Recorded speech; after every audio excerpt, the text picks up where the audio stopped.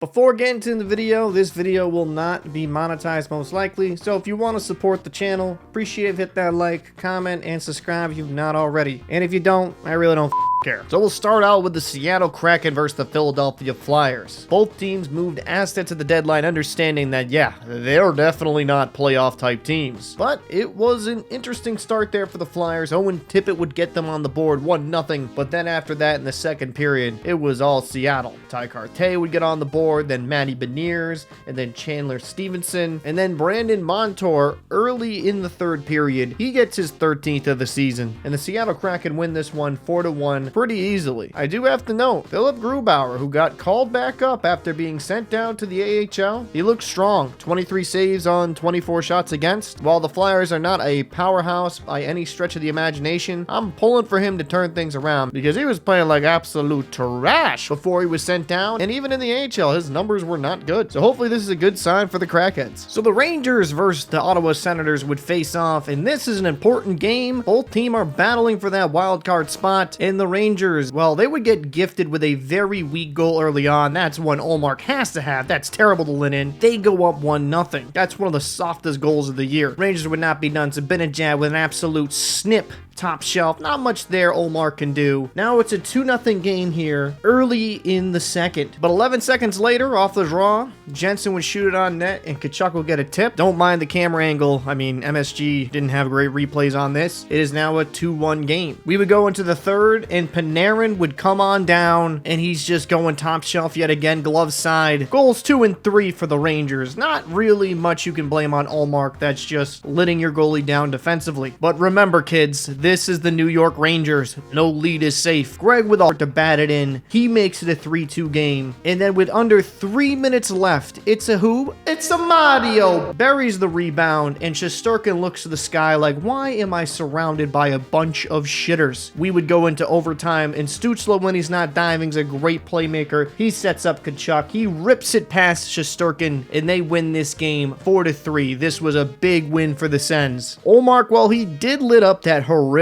first goal. He also had a couple nice stops in this game, and the Senators look like they could be going back to the postseason this year. So the Boston Bruins and the Tampa Bay Lightning would face off, and you know, watching this game, I forgot Jeremy Swayman could actually make saves. It was kind of nice to see that today. That's a change. Now the Bruins would start off the scoring here. This was just kind of a loose puck. Koepke would bury home the garbage. The Bruins go up 1-0. Through most part of this game, it remained close. Swayman made some big saves. A save of the year candidate here on Hagel. I mean, that's just a thing of beauty. So we're late into the third period, and Vasilevsky, yeah, that's a rough one. You try to go play the puck, and Kastelic heads up play, throws it towards the goal. A game in which Tampa could have come back. They did hit some post. Now they're down 2-0. They end up pulling their goaltender. Zadorov shoots an empty net goal from distance, and Pasternak's like, you know what, Koepke, you need another goal. You need 2 on the night, and the Bruins win this game 4-0. Considering all the negative talk about some of the trades that the Bruins made, I thought Middlestat, you really liked his speed, and some of the players that were here that are gone, you did notice a significant difference in tempo from the Bruins. They definitely skated a lot better. Mind you, Tampa did not have a great game, but there's a silver lining there for the Bruins. Maybe kicking out Cement Shoes Brazeau and some of the elderly could be a good thing for the long term. And for Tampa, you're hoping that's just a blip on the radar, because after all the trades you made to try to make your team better, oof, not a great performance. So the Buffalo Sabres and the Florida Panthers would face off. This is just an expected result. Fortunate goal here for UPL, kind of squeaks through. AJ Greer buries home the garbage, and then Vanacek making his Panthers debut. He made some really nice stops in this game. While he's not going to be the guy that leads them the way in the playoffs, if Vanacek can give Bobrovsky rest, this is a big win in a trade market. Now Verhaeghe shoots it, and UPL is completely screened. That's just a beautiful shot. There's just nothing UPL can do there. Panthers go up 2-0, and again, Vanacek with a nice right pad save,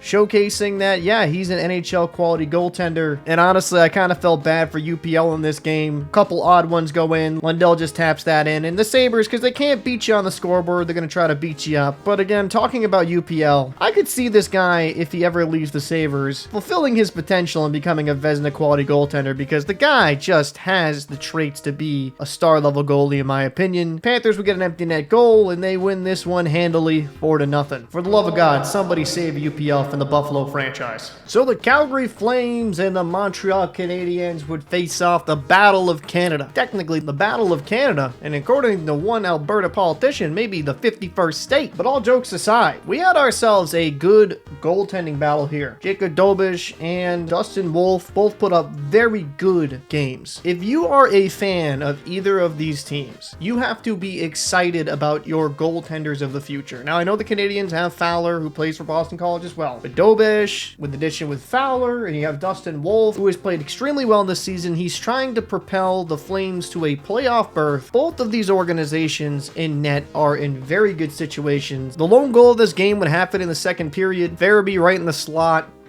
Not much Dobish can do there. That is a solid shooter in a dangerous scoring area, and that would be the game winner. But in my opinion, this was a great game to watch. Toronto's being looked at as a favorite in the East. After all those additions, would they be able to actually back up these claims? Chushkin would start off the scoring. Kind of took a bounce off here. Not really on Stoll, it's just a funky one. Avs go up 1-0. But this game was chock full of scoring. This was a beautiful snipe by Marner. We got ourselves a tied game 1-1. Nichushkin would answer back. It finds its way through Stolarz. It's 2-1 Avs, but the Maple Leafs would answer right back. John Tavares, short side, top cheese. It's a 2-2 game. And then the Leafs here, they would take a 3-2 lead off a great feed from McMahon to Marner. We would then go into the second period. Leafs on the power play, and this was a nice feed from Matthews to Tavares. They're up 4-2. But the Colorado Avalanche already knew. This is the Toronto Maple Leafs. Of course they're going to choke this away. Kiviranta just kind of fubs it right there. 5-hole on Stolarz, 4-3. Jonathan Drouin's like, you know what? I got this. We're going to tie this game up 4-4. And then Nathan McKinnon with the wicked Rista. He snipes it past to give them the 5-4 lead. And the Avalanche would get 2 empty net goals. Nichushkin for his third of the game and a hat trick. And then McKinnon would add another tally to make this a 7-4 win. That's embarrassing. But hey, Leafs fans, at least it's preparing you for the postseason. So we got the St. Louis Blues versus the LA Kings, and this would go into extras. Drew Doughty with a clap bomb from the point. Kopitar with a beautiful tip. They start out this game 1-0. And Hofer and Kemper both made some really good stops in this game. I felt like mentioning it, man. It was really impressive. And the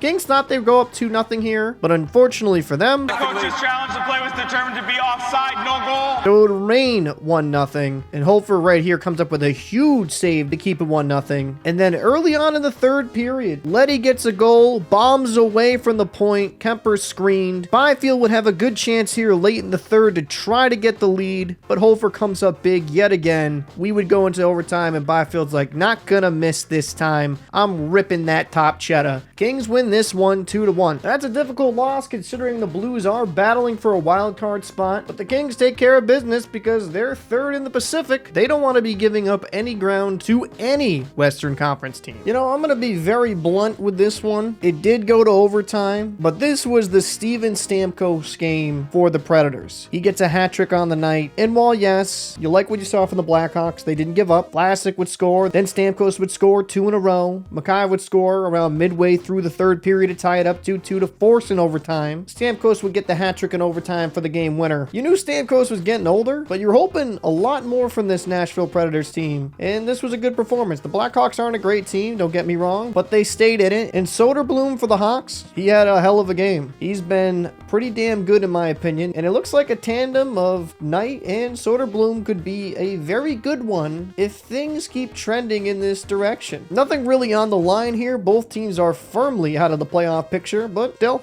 good hockey game to watch. So the Dallas Stars made the biggest move of the trade deadline, acquiring Mikko Rantanen and then extending him. There is a lot of excitement in Dallas regarding this team due to the potential of what they could accomplish. And Rantanen would get his first point on the first goal and a secondary assist. Wyatt Johnson would snap this home. Another man that just got paid recently. The Stars go up 1-0. But then a little over 20 seconds later, McDavid does his magic. Hyman does his signature tap in. It's a 1-1 game. Wallman with a beautiful feed up to Hyman here on the breakaway. away, manages to squeak past Ottinger. Oilers take a 2-1 lead and they would not be done. Victor Arvidsson looking like prime Ovechkin in that spot. He slaps it home. It's a 3-1 game. Oilers would not be done in the second period. Connor McDavid. I believe this is domestic abuse in Canada. Lyubushkin just gets completely coned. He makes it 4-1, and then Lyubushkin just continuing a rough stretch of play here. Terrible turnover. Connor Brown gets the goal here. The Oilers take a commanding 5-1 lead. But fear not, people. When Stuart Skinner's in net, there is always a chance for a comeback. Mikko Rantanen would get his first goal as a Star. He rips that home. It's 5-2. Jamie Benn with the backhand beauty finishes that top shelf. That's one Skinner should have. And then Matthew Dumba, clap bomb off of Eberson and in. Skinner's like, for God's sakes, man. I struggle making saves most of the time anyways. I don't need you deflecting them in. Definitely made some Oilers fans clench their butt cheeks, but they managed to hold on to win this game 5-4. Can we just have more of this? This makes me even more excited for the Western Conference playoffs. Two high-octane teams like this going at it. This is gonna be awesome. So we got our final game of the night here, the New York Islanders against the San Jose Sharks. Islanders are still competing for a wild card spot. Good old Georgiev and Sorokin had some big time stops. First star of the night would be Sorokin with a .950 save percentage. The scoring would start off of a Duclair shot. Probably one he wants to have back. It's 1-0 Islanders. Sharks had some good chances in this game, but then Pajot with an absolute rip. He gets the second goal of the game for the New York Islanders. And look at Georgie here. Good, staying strong on the short side. Big rebound stop. Celebrini testing Sorokin. Good blocker save there. On a power play point shot, Kovlenko gets a tip. We have ourselves a 2-1 game. Now off the face-off here, Lee just quickly throws this on net, beating Georgie. 3-1 lead there for the Islanders. And then Adam Boqvist on the power play. He rips it home. Boqvist is a guy that I'm really hoping finds a nice home there on the island. Sorokin gets challenged late in the third. Big time stop here. But then on the power play, Will Smith, what a heck of a shot. Ripping that top shelf far side. But too little too late. The Islanders win this game 4-2. Hope you guys enjoyed this new type of video I've done on the channel. I will not be able to do this every night because unlike other guys that do this full time, I do have a job. So feasibly it will not be able to happen every night. But I'd like to do these type of videos more often. Allows me to kind of talk about all games, but I'm still going to be doing the one-off content I usually been doing because quite frankly it allows me to speak in greater detail with less intensive editing. Now, this took me quite a while